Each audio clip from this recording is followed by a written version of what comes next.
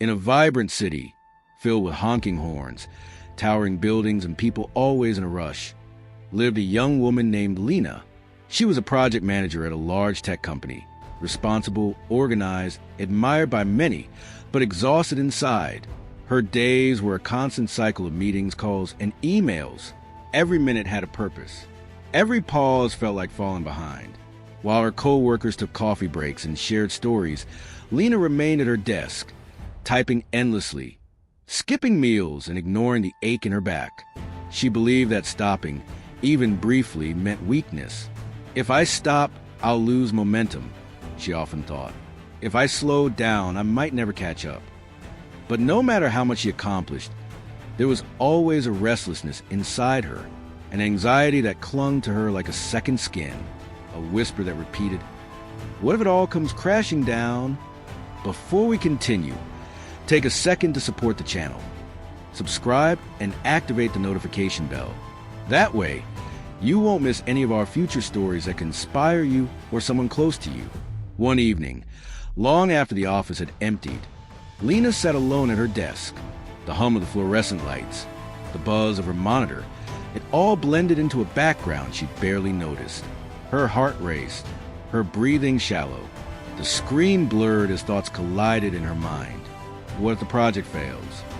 What if I'm not good enough? What if everything I built just disappears? She stood up suddenly. She didn't even know why.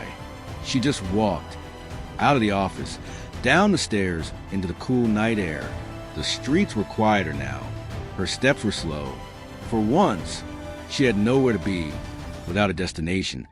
Her feet led her to a small garden hidden between buildings, a quiet, green space untouched by the city's noise.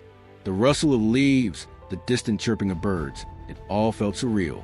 She sat on a bench, alone, for the first time in what felt like years. But even in that silence, her mind kept racing. That's when she saw her, an elderly woman on a nearby bench, tossing crumbs to small birds. Her hair white, tied in a bun, her clothes simple, but her presence calm, grounded, timeless. Lina was drawn to her, as if her stillness radiated something she hadn't felt in a long time. She sat nearby, not saying anything. The woman looked over with a kind smile.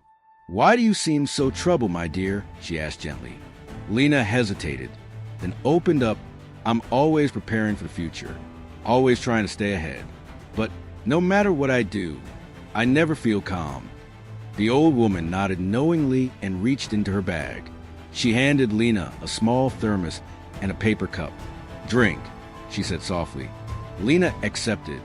The tea was warm, earthy, comforting. As the steam rose, something strange happened. Her thoughts paused, just for a moment. "How is it?" the woman asked. "It's good," Lina replied. "Tell me." While you drank it, were you thinking about your next sip or simply enjoying that one? Lina was quiet. She realized that, for the first time in months, she had been truly present. The woman pointed toward the birds, pecking at crumbs near their feet. "See them? They don't worry about tomorrow. They're not anxious about where their next meal will come from. They live right here, in this moment. That's why they are free." "But what if the food runs out?" Lina asked. The woman smiled. "Then they will deal with it tomorrow. But today they're happy." If this story is resonating with you, take a moment to leave a like, share it with someone who might need it, and keep watching. There's still more to reflect on.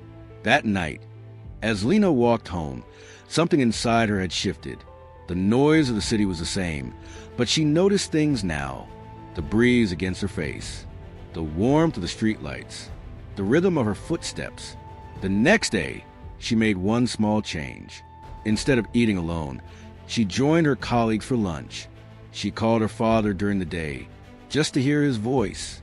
And when evening came, she stood by her office window and watched the sun set, not with urgency, not as a distraction, but with presence.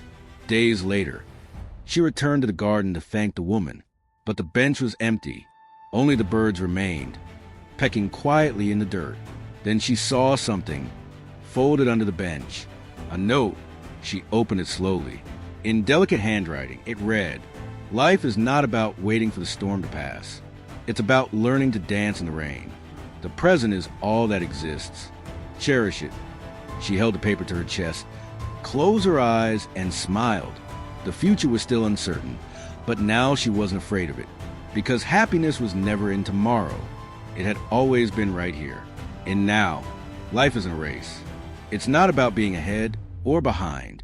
It's about showing up, being present, noticing the warmth of tea, the color of the sky, the comfort of a conversation. If this story spoke to you, take a moment, follow the channel, subscribe, and share this with someone who might need to hear it. Let's remind each other, the present is all that exists. Cherish it.